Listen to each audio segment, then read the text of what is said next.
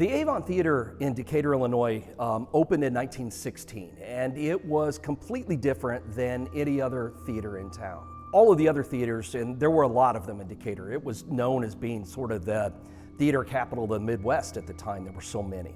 But they were all legitimate stage theaters. The only place in town that showed movies were tiny little Nickelodeons. Nobody really gave much attention to movies in 1916. Vaudeville was where it was at. That was going to last forever. Movies were a passing fad. So when they opened the Avon as this grand movie house, everybody predicted failure. And they were somewhat right, because it didn't even last an entire year before the owner lost all his money and he closed it down. But by then, movies had started to catch on, and a new company came in, reopened the theater, did a grand reopening, and started bringing people in. People began to realize that it was the movies that was going to last and go the distance. Just in time for the Spanish flu epidemic, which closed everything down all over again. Well, now the new owners had also lost their business, and finally, the place opened up again. This time with a group of Greek brothers who had immigrated to Decatur and had gone into the theater business. A man named Gust Konstantopoulos became the owner and manager of the Avon, and he would remain there for the next 50 years. Devoted to the theater. Now, it wasn't his only source of income. It wasn't even the only theater that he managed, but the Avon was where he kept his office. The Avon was the place that he wanted to be. And so people got to know Gus. They knew him on sight. He knew everybody. He put his blood and soul into that theater. Well, unfortunately, he died in 1965, and the theater went through a series of other owners before it finally closed down in the mid-1980s.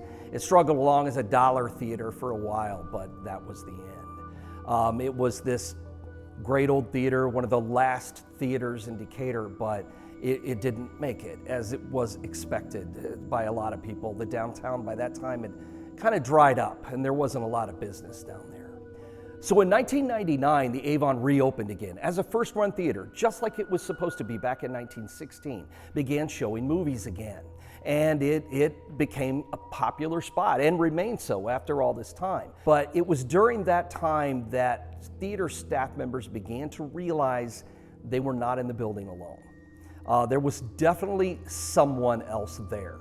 A lot of strange things happened. Usually people who come to work there who don't even know the place is supposed to be haunted and will say that they don't believe in ghosts become believers within a few weeks because they can't explain the things that go on. The doors that open and close, the lights that turn on and off, the figures that have been seen in the auditorium, and more often than not, it's one figure.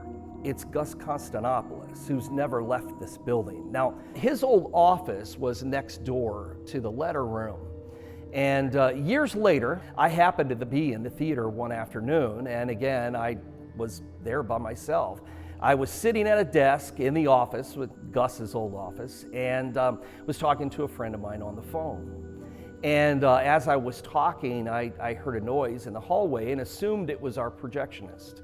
And I looked up to the doorway, and there, standing in the doorway, was not the projectionist, but Gust Konstantopoulos, standing there in the doorway of my office, looking at me. And then he turned and walked away. Now, I, have been writing about ghosts and doing ghost tours and things for a very long time, even by that point. But in that entire career, I've only ever seen 2 ghosts. This was one of them. By the time I got to the doorway to see if I could see him walking away, the hallway was empty. There was nobody there, but I knew what I'd seen. And I sat back down, I hurried, I sat back down, I grabbed the phone, and I said to my friend, I just saw a ghost. And I told her briefly what had happened, and she said, well, what are you gonna do? I said, I already did it. She said, what is it? I said, well, I closed and locked the door in case he comes back. I don't know what I thought the ghost was going to do, but that was my experience in the Avon. Now, there have been a lot of other things that have been reported over the years. It is still an actively haunted spot. It's also a very actively in business movie theater, so it's not a place that people wander around too much at night looking for ghosts, but when things happen there, and you can never guarantee anything will, but it usually can make you a little unnerved, for sure.